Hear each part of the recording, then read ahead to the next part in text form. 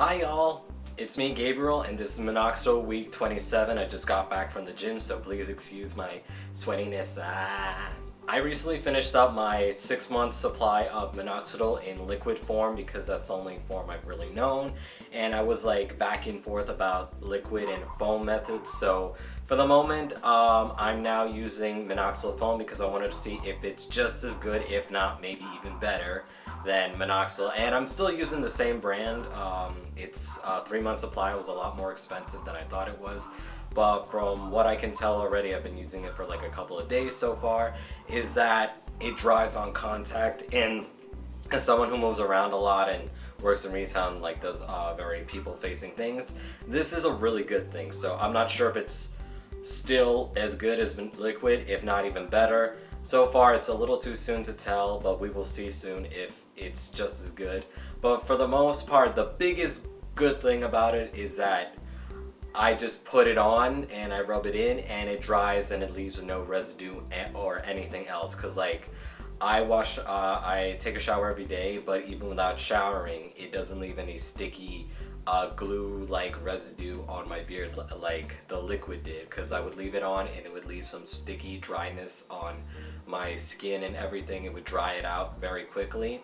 Also the fact that it doesn't burn into my skin as it used to, especially after shaving, where I would rub the Minoxidil in and I'll be like, oh my god, I can actually feel the cooling burn feeling of it getting into my skin, because I recently shaved off and my hairs are a little sensitive after like trimming it up, not shaving.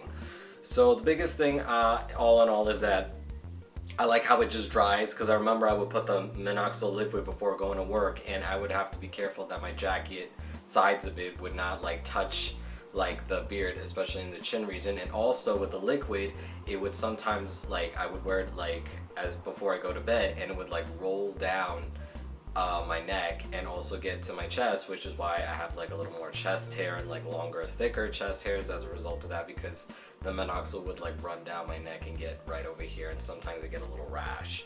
So the liquid was a big inconvenience. My face would look like moist and wet like for a good while, and would take like at least like 45 minutes on average to dry if it's not cold outside, if it's like humid or something. So I like how I can just rub it in and I don't have to wait for like 30 minutes like I used to with the liquid and before I go to sleep, and I could like turn over really quickly because it dries like literally on contact. And like this feels a little like moist, but like not visibly so. And I like how it doesn't leave any residue and it's nicer on my sensitive skin. So that so far gets a big plus in my book, and in my opinion is completely worth the money. So far I can only say really good things about Minoxidil foam. As for results, that is another story. It's too soon to tell, but we will see in the coming weeks, and we'll just have to find out for science.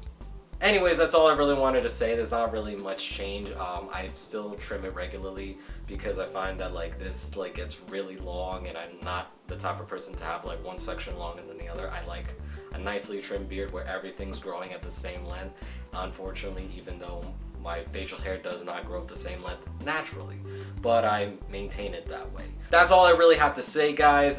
Thank you guys so much for watching. If you haven't subscribed, please subscribe. I put out a Minoxidil update every week, as well as other things that may cross my mind that I want to talk about on video.